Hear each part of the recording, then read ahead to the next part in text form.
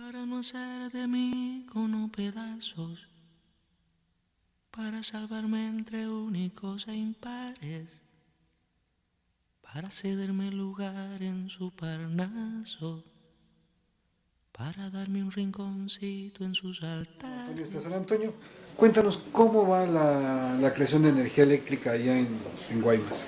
Bueno, nosotros tenemos un proyecto que nace desde mi campaña para diputado federal que se llama Energía Sonora. Este es un proyecto muy interesante porque es el primero en su tipo en el país. Es la primera vez que un grupo de familias, 10.500 familias del estado, que no se conocen entre sí porque viven algunos en Guaymas, otros en Empalme y otros más en 37 otros municipios que integran los 39 que represento como diputado federal y que corresponden al 4º distrito electoral federal.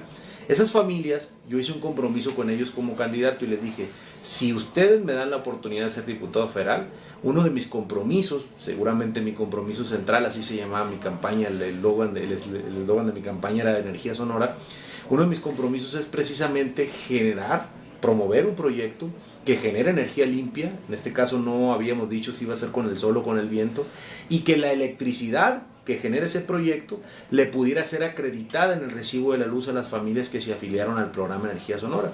Entonces empezamos durante la campaña a ir afiliando a familias, obviamente la mayoría de ellas de escasos recursos, que requieren de este apoyo por parte, en este caso, del Poder Legislativo, para poder construir este parque. Este parque ya se construyó, ya con ello y dimos cumplimiento a un compromiso de campaña y ya está produciendo electricidad. Entonces, esta es una muy buena noticia, no solamente para Sonora, sino para México, porque es el primer modelo en México en donde se está generando energía limpia y renovable, y esta energía hará posible que paguemos menos en el recibo de la luz. ¿A cuántas familias estamos beneficiando con esto, Toño? En la primera etapa 10.500, pero ya gestionamos, gracias al apoyo del gobierno del presidente Enrique Peña Nieto, otro recurso adicional para construir no uno, sino 2 aerogeneradores. Ahí mismo en Puerto Peñasco estará ubicado, y vamos a afiliar a otras 10.500, de tal manera que van a ser 21.000 familias en total las que van a estar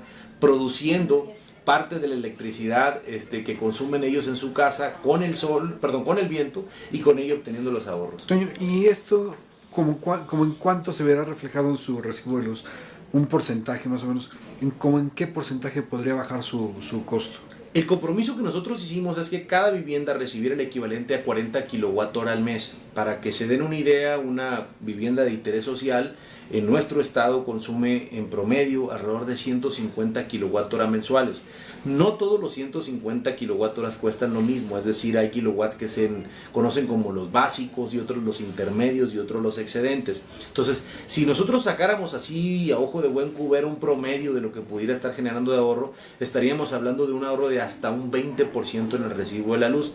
Y digo hasta un 20% porque obviamente si una familia consume 1.500 kWh y le regresas 40, no le vas a generar el ahorro de del 20%. Sin embargo, en promedio, atendiendo a lo que en promedio se consume una vivienda de interés social, que es pues prácticamente la totalidad o casi todas las familias que pertenecen al programa, tienen ese rango de consumo. Entonces estamos hablando de un ahorro de más o menos el 20% en su recibo de luz. ¿Esto haría que ya fuera competitivo a nivel internacional la generación de energía limpia? Estaban planteando un 35%, ¿no? Sí, así es. O sea, en este momento nuestro país tiene más o menos alrededor de un 25% más o menos de el total de la electricidad que consumimos los mexicanos proviene de fuentes de energía limpia.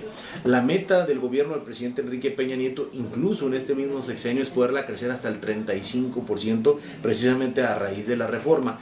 ¿Cómo se va a hacer? Bueno, con nuevos instrumentos que antes no teníamos los mexicanos, como un mercado, si le pudiéramos llamar un mercado de bonos de carbono a nivel nacional, que se llama certificados de emisiones limpias, que va a estimular precisamente a aquellos generadores de electricidad que estén produciendo con fuentes renovables, con el sol, con el viento, la geotermia, incluso la hidráulica, empresas. Entonces eso va a detonar que México empiece a voltear hacia otras partes, en lugar de estar pensando en producir la electricidad con el combustóleo, con el carbón o con el diésel, que tenemos hasta este momento un 20% de la electricidad en México que se produce con fuentes que son contaminantes y caras. Toño, entonces esta reforma energética no es solamente sobre petróleo, es sobre una producción en otras perspectivas de energía que podría despetrolificar la economía mexicana? Exacto, exactamente. De hecho, cuando mucha gente habla de la reforma energética, luego piensa en barriles de petróleo.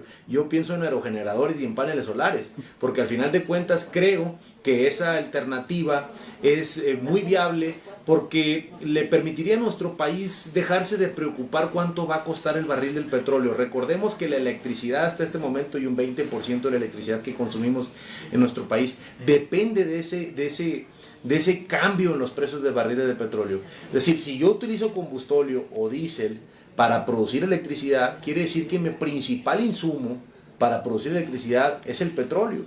Me sube el petróleo, tengo que subir la luz. Entonces lo que tenemos que buscar son alternativas que no dependan precisamente de los precios internacionales del petróleo, para que estén en condiciones de poder ofertar una tarifa que sea justa, pero además una electricidad que sea limpia. Yo espero que no llegue el día en el que se nos quiera cobrar el metro por segundo de viento o el sol en nuestro país. Pero bueno, si tenemos un insumo como es el sol o el viento o el agua, que no nos cuesta, pues seguramente tendremos la oportunidad de tener energía que sea más limpia y obviamente más barata. Muchas gracias. Gracias. Para no hacer de mí cono pedazos, para salvarme entre únicos e impares, para cederme lugar en su Parnaso, para darme un rinconcito en sus altares.